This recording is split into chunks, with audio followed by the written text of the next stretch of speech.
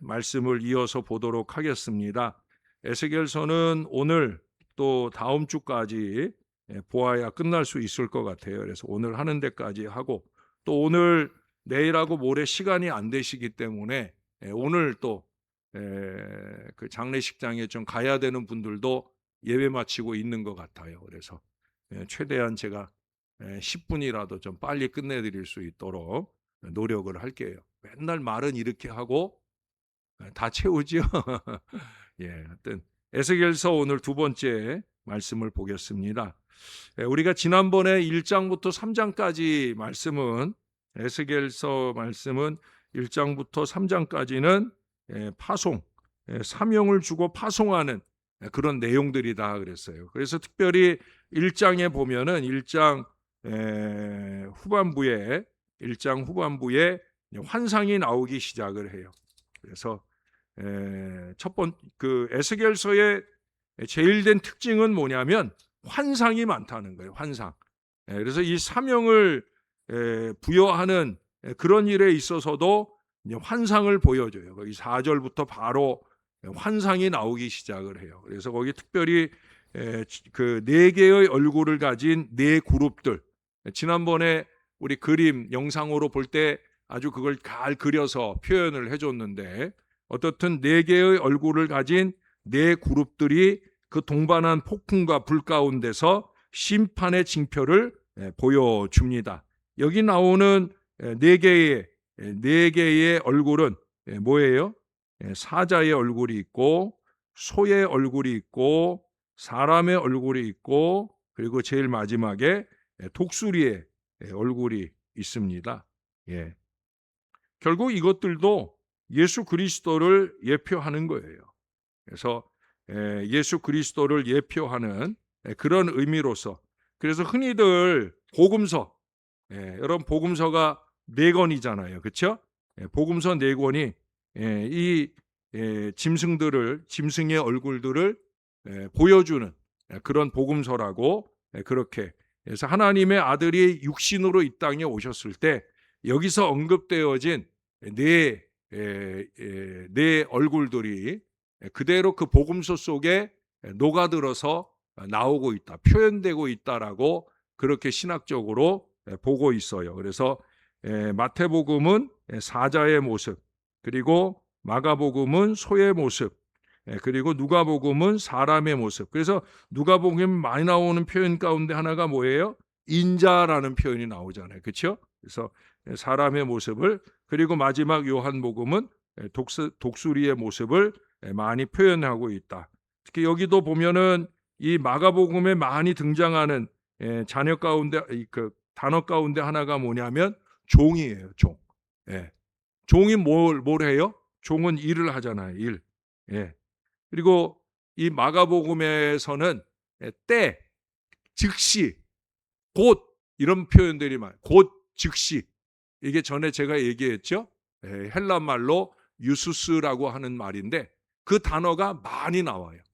그러니까 16장밖에 없는 짧은 책인데 그 안에 유수스, 곧이라고 하는 단어를 많이 쓰면서 예수님께서 그의 공생의 3년 동안에 너무 바쁘게 아주 열심히 그렇게 일하셨다는, 그래서 이 소의 모습, 종의 모습, 일을 많이 하신 예수님의 모습을 많이 그려놨다라고 그렇게 일반적으로 보게 되어집니다. 그래서 여기 사자로 묘사된 예수님의 경우에는 용감한 예수님의 모습을 보여주고 있고요. 여기 소의 모습 속에서는 힘, 결국 일을 열심히 잘하시는 우리 예수님의 모습, 또 사람, 인자, 이것은 이 지혜로우신 우리 예수님의 모습을, 그리고 독수리, 요한복음에 나오는 독수리의 모습은 민첩함. 그래서 예수님께서 그야말로 동해번쩍 서해번쩍 하면서 당신에게 맡겨진 모든 사역들을 참 틀림없이 잘 감당해내시는 그런 모습들을 우리들에게 보여준다라고 그렇게 말씀하고 있습니다. 그리고 이제 2장에서 에스겔을 선지자로 그렇게 부르고 보내시는 내용이 나와요. 특별히 여기서 이 3절을 한번 볼까요? 3절. 내게 이르시되 인자야 내가 너를 이스라엘 자손 곧 패역한 백성 나를 배반하는 자에게 보내노라. 자, 여기 보내노라 하는 말씀을 하는데 특히 누구에게 보내냐? 그 대상을 여기 3절에서 먼저 조금 언급을 해요. 뭐라고 표현해요? 패역한 백성이다. 나를 배반한 자에게 보낸다. 예? 패역하고 배반한 이스라엘 가운데 보낸다. 쉬운 걸음이라는 거예요? 어려운 걸음이라는 거예요? 어려운 걸음이라는 거예요. 그것도 보통 어려운 걸음이 아니에요. 왜? 4절에 가보면 더해요. 이 자손은 얼굴이 뻔뻔하고 마음이 굳은 자니라. 얼굴 뻔뻔. 예? 이거 하나만 해도 참 예수 복음 전하기 쉽지 않은데 거기에 어떻다고요? 마음은 또 굳어 있다고. 예. 예. 마음은 굳어 있어요. 그러니까 하나님의 말씀을 전하기가 제일 어려운 사람들이라는 거예요. 근데 지금 에스겔을 처음 보내는 마당에 처음에는 이 얘기 안 하고 그냥 구슬러서 야 가 괜찮아 할만해 라고 보내고 거기 가서 맞닥뜨렸을 때 얼굴 뻔뻔 마음 굳은 이런 사람들을 만나면 이미 뭐 돌아갈 수는 없고 할 수 없이 감당해야 될 상황이 될 텐데 하나님은 아니에요. 보내는 마당에 아예 얘기를 까놓고 하셔요. 3장까지가 파송에 대한 얘기인데 3장 17절을 가볼까요? 우리가 많이 보았던 표현들이 나와요. 3장 17절에서 19절까지 한번 보겠습니다. 제가 17절을 읽을게요. 여러분 18절을 읽고요. 19절은 같이 읽겠습니다. 자, 18절이 기네요. 여러분이 17절을 먼저 읽어주세요. 제가 18절 읽을게요. 시작.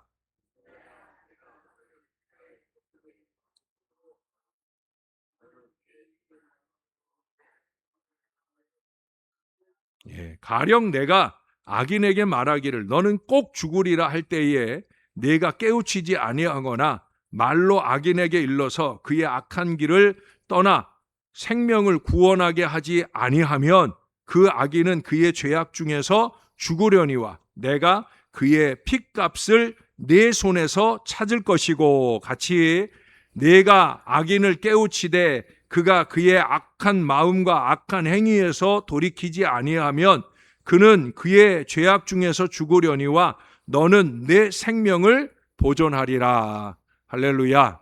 이해가 되셔요? 어떤 죽을 죄인에게 하나님이 이 말씀을 꼭 전해라. 그 말씀이 어떤 말? 너 그 죄에서 돌이키지 않으면 너 죽어! 라는 어려운 복음을 전하는 거예요.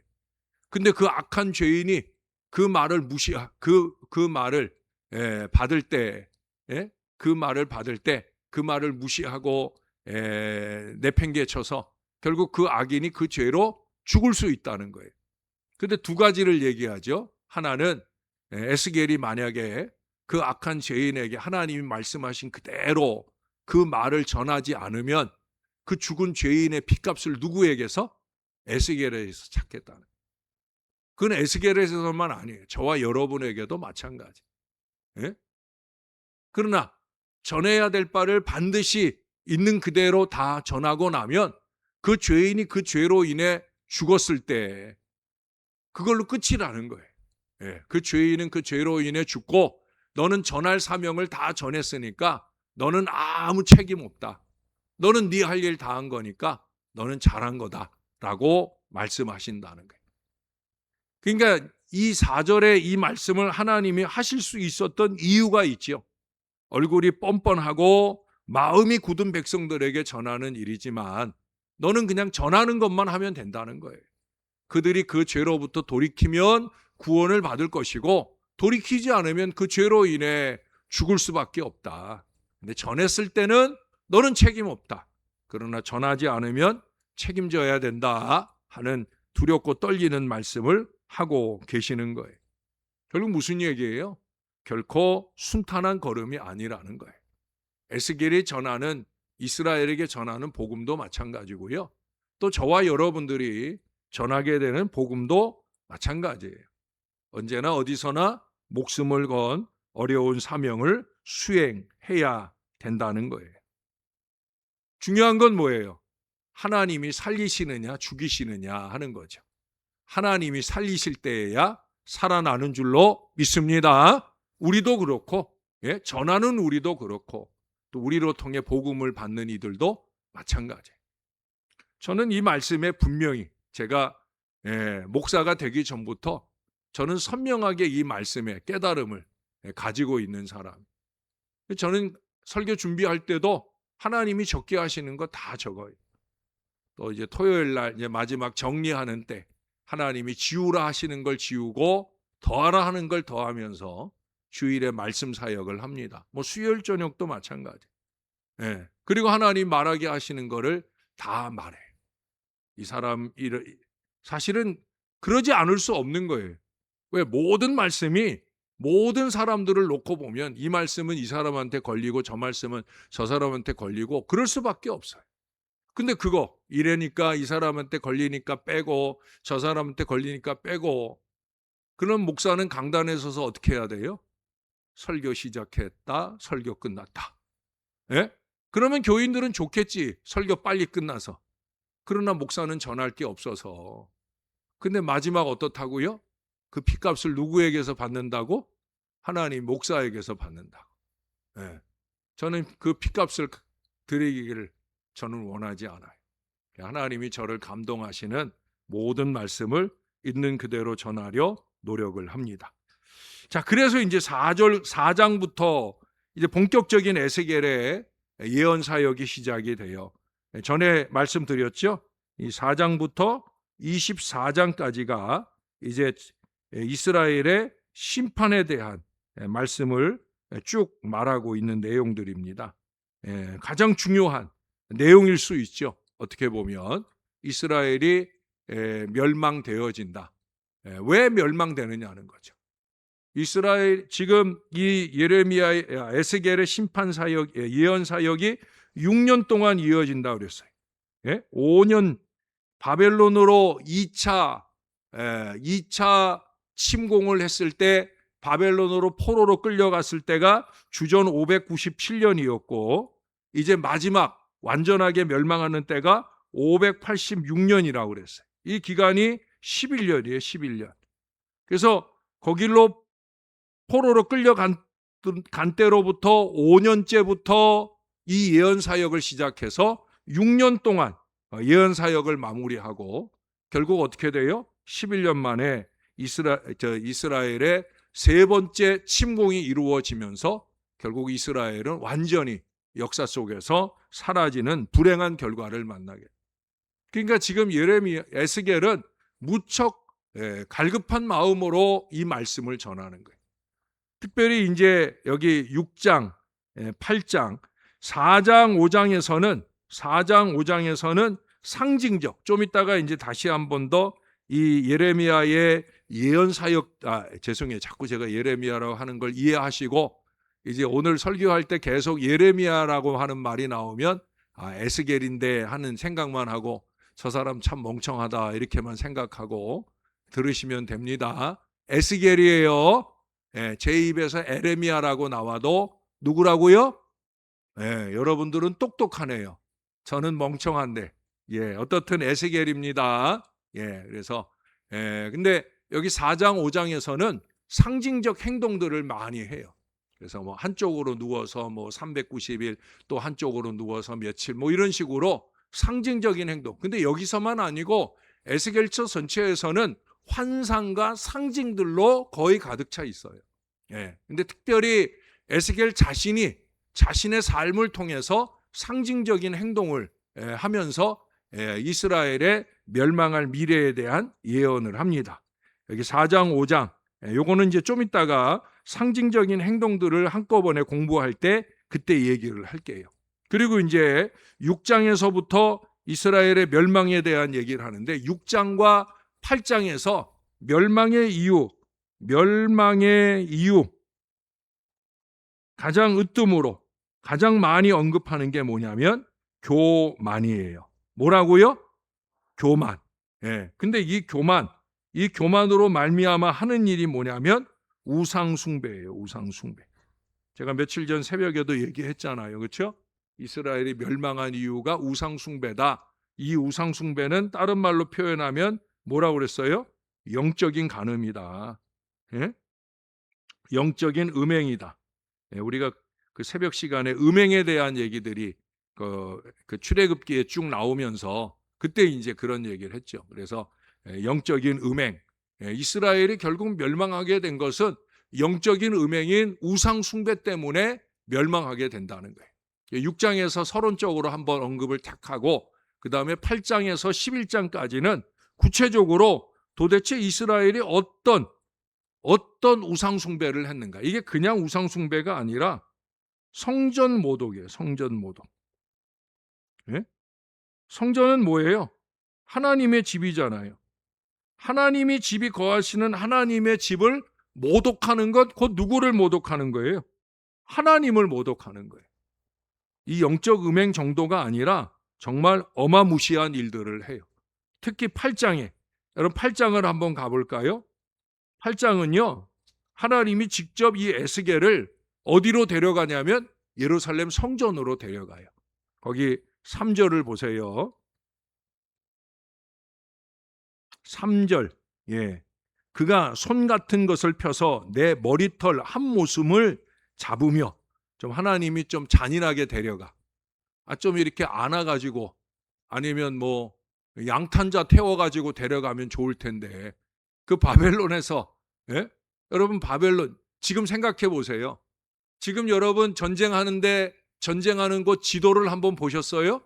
예, 이스라엘이 있는 곳에서 지금 지금 옛날 바벨론인 지금 이란 지역, 거기 중간에 사우디아라비아가 있고 막 나라들이 중간중간에 있단 말이에요.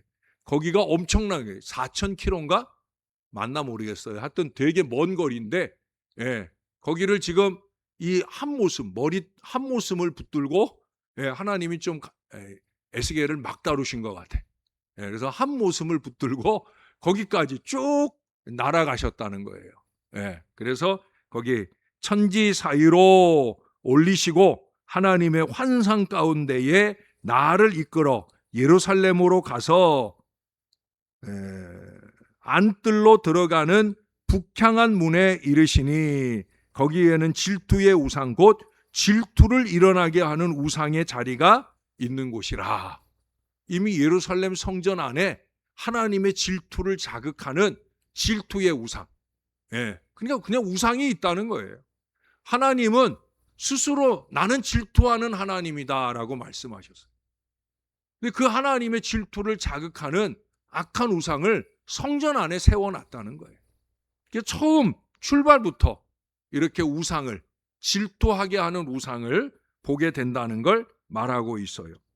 그러면서 6절에 가면 그래요. 6절에 한번 가보세요. 그들이 여기에서 크게 가증한 일을 행하여 라고 얘기했고요. 그 다음에 나로 내 성소를 멀리 떠나게 하느니라. 너는 다시 다른 큰 가증한 일을 보리라. 이미 지금 가증한 일을 하나 봤는데, 야, 이건 아무것도 아니야. 더 큰 가증한 일을 볼 거야. 그러면서 에스겔을 다시 이끌고 가셔요. 그래서 7절부터 12절까지는 이스라엘의 장로 중에 70명이 짐승들에게 향을 드려요. 어디서?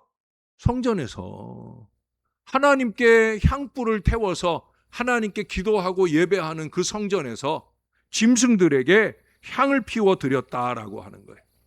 또 13절부터 15절까지는 여인들이 담부스 신, 그리스의 신입니다.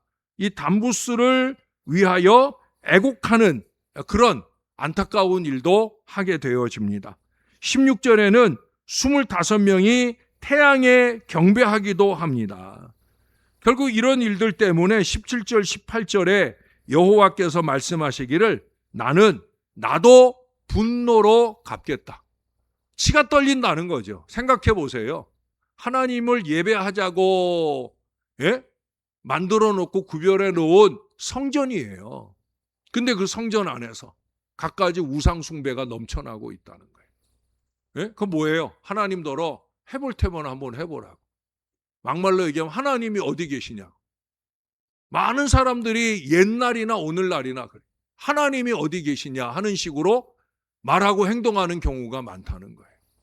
예? 근데 이때 당시에는 아주 구체적으로 성전 안에서 갖가지 모양의 우상들을 숭배하고 있는 모습들을 지금 에스겔이 보는 거예요. 이 모든 악한 우상 숭배가 성산 예루살렘에서 이루어진 사실, 그게 우리 하나님을 견디시기 어렵게 만든 거죠. 하나님을 모독하고 조롱하는 일이니까. 여러분 18절 하반절을 한번 보세요. 18절. 거기 하나님이 참다 못해. 처음부터 볼게요. 18절. 그러므로 나도 분노로 갚아 불쌍히 여기지 아니하며 궁유를 베풀지도 아니하리니 그들이 큰 소리로 내 귀에 부르짖을지라도 내가 듣지 아니하리라. 저는 이게 제일 무섭고 두려운 얘기입니다. 무섭고 두려운 심판이에요. 네가 큰 소리로 부르짖을지라도 내가 아니 들을 거야. 예? 여러분, 이것만큼 큰 불행이 없는 거예요. 이것만큼 큰 심판이 없는. 특별히 하나님 앞에 무릎 꿇기를 즐겨하는 자들에게는 이보다 큰 심판이 없는 거예요. 뭐 기도 생활 안 하는 사람들은 아무 상관도 없는 얘기일 수 있어요. 뭐 나는 어차피 하나님께 큰 소리로 부르짖을 일 없으니까 하나님이 그러거나 말거나 할 수 있어요. 그러나 그래도 조금이라도 하나님께 무릎 꿇고 기도하는 이들에게는 생각해 보세요. 불쌍히 여기지도 않고 긍휼히 여기지도 않는 건 물론이고 큰 소리로 부르짖어도 내가 듣지 않겠다. 이건 정말 청천벽력 같은 그런 안타까운 심판의 선언이 아닐 수 없다는 거예요. 이런 정도니까 이제 9장에서는 이런 이유 때문에 심판이 묘사가 되어집니다. 그리고 10장, 11장에서는 이미 경고한 대로 하나님께서 그 성전을 떠나시는 얘기예요. 결국 하나님이 못 견디고 그래? 그럼 니들 잘 해봐라. 그러면서 하나님께서 임재해 계셨던 그 성전에서 하나님이 떠나는 말씀이 10장, 11장. 여러분 10장, 여러분 성경에도 제목이 있어요. 제 성경에는 여호와의 영광이 성전을 떠나시다. 그럼 끝인 거예요. 그러니까 11장에 예루살렘이 심판을 받는 일들이 묘사가 되어지고 있습니다. 하나님이 예루살렘을 떠났기에 예루살렘은 가장 무력한 공동체가 되는 것이고 그 가운데 바벨론이 쳐들어와서 결국은 철저하게 멸망되어지는 불행한 미래가 열리게 되어진다는 거예요. 여러분 그런 중에도 13절을 가보십시다. 13절. 자, 이 13절 말씀은 여러분들이 한번 읽으시면 좋을 것 같아요. 시작. 다시 11장 13절입니다. 미안합니다. 11장 13절 시작.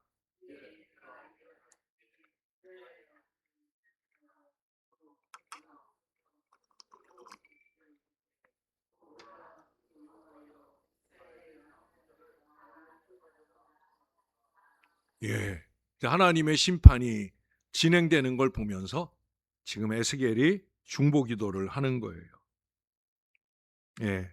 살려달라는 거죠. 심판의 이유들을 많이 갖고 있는 거 하나님 제가 압니다. 또 하나님의 영광이 예루살렘에서 떠난 것도 압니다. 하나님 그렇다고 다 멸하시겠습니까?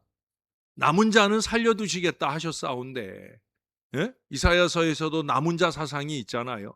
하나님이 남겨두시는 그루터기가 있다 하셨는데 다 멸하시려고 하는 겁니까? 라고 안타까운 중보기도를 합니다. 결국 이 기도 때문에 14절 이하의 이스라엘의 회복에 대한 소망의 말씀이 예언되는 거예요. 결국 이 14절 이하의 이 말씀이 나중에 35장 이하에 이어지는 또 다른 우리 하나님의 소망의 말씀이 나타나게 되어지는 겁니다. 여기 14절 이하 다 읽을 수는 없고요. 14절 이하로부터 이 에스겔의 중보기도를 들으신 하나님께서 회복의 약속을 주셔요. 18절부터 보겠습니다. 그들이 그리로 가서 그 가운데 모든 미운 물건과 모든 가증한 것을 제거하여 버릴지라.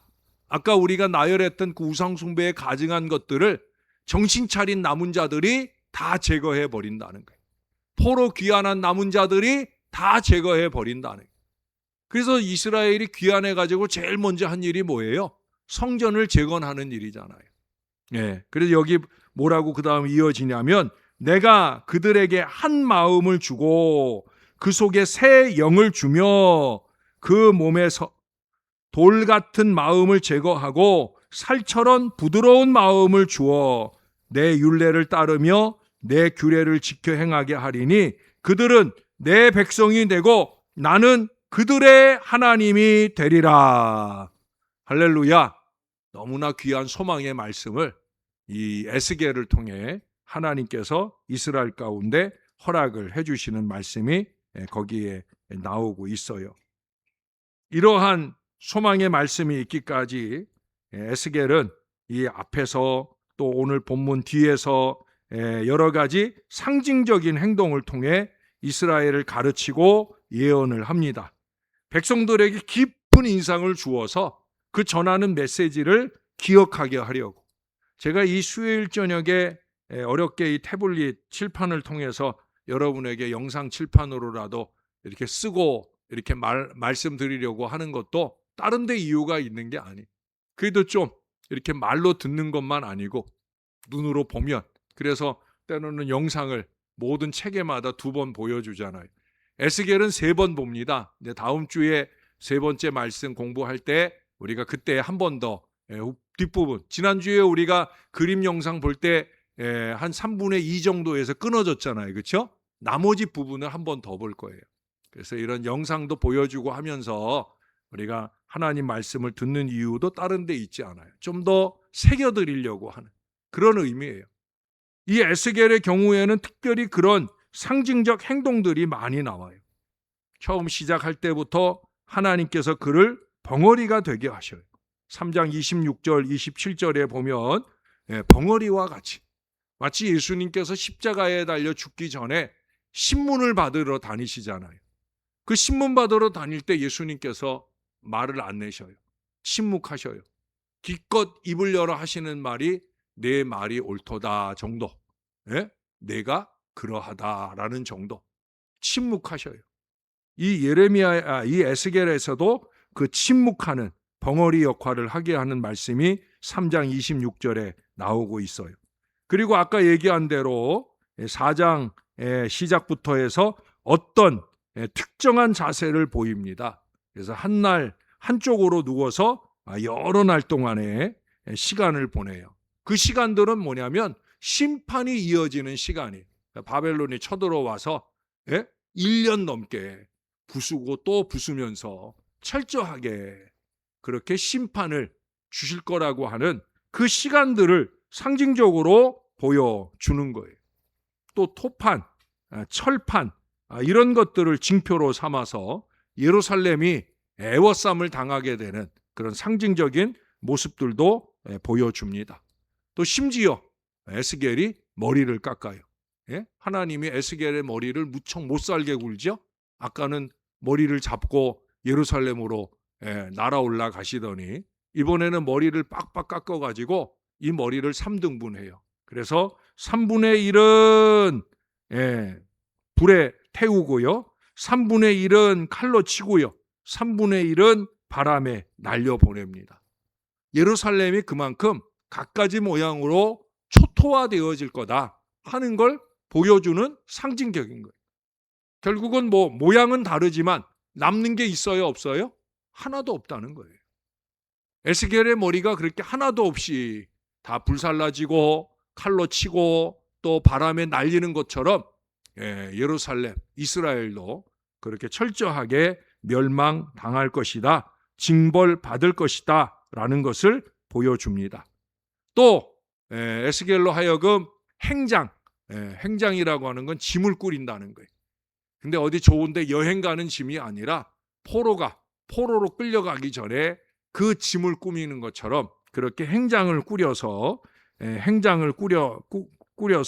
이주시키는 그런 상징들도 보여줍니다. 뭐겠어요? 이제 바벨론 포로로 이주하여 가서 살게 될 것을 보여주는 그런 내용입니다. 한 가지 더, 아내가 죽었는데 슬퍼하지 말라고. 아내가 죽었는데 슬퍼하지 않도록 하는 상징까지. 하나님은 이 에스겔을 철저히 육신적으로 인간적으로 괴롭게 하면서 그로 통해서 예언 사역을 이스라엘 가운데 각인시키는 예언 사역을 해요. 물론 37장에 보면 마른 뼈 환상도 있죠. 그래서 마른 뼈들이 가득한 골짜기로 이끌고 가셔서 그 마른 뼈들이 하나님의 생기를 불어넣어 살게 하시는 놀라운 환상까지도 보여줍니다. 이런 상징적인 환상이나 도구들을 통해서 우리 하나님께서 말씀하셔요. 예수님도 이 땅에 오셨을 때 상징들을 많이 사용하셨죠. 때로는 이적과 기사를 행하시면서 그를 상징으로 사용하시기도 해요. 제가 지난 주일에도 나사로 얘기를 해드렸잖아요. 부활은 아니다. 그러나 소생을 통해 부활을 예증하는 상징으로 쓰셨다라고 하는 것. 우리도 이제 부활절이 되면 달걀을 먹는다든지, 또 제가 지난주 그림글이나 또 이번 주 그림글에도 나비에 대한 상징, 부활에 대한 상징으로 나비 그림을 보내드렸고 또 보내드릴 건데, 그런 것들을 통해서 말씀을 하시는 거죠. 예수님도 그래서 많은 비유로, 그래서 들을 귀 있는 자들은 듣고 깨달을 수 있는 비유의 말씀들을 많이 했었어요.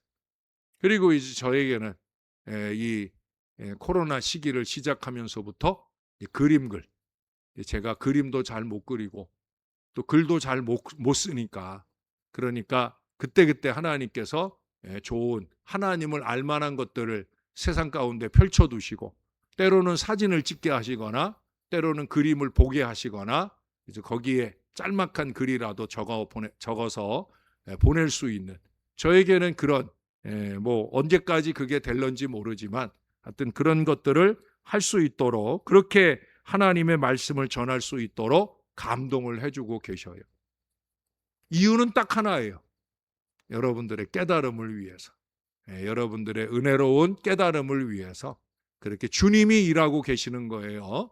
김용준 목사가 만들거나 적어 보내는 게 아니라 주님이, 주의 성령께서 감동하시는 하나님의 말씀인 줄로 믿으시기를 바랍니다. 매번마다 매주마다 오는 거거니 하고 흘려보내지 마시고요.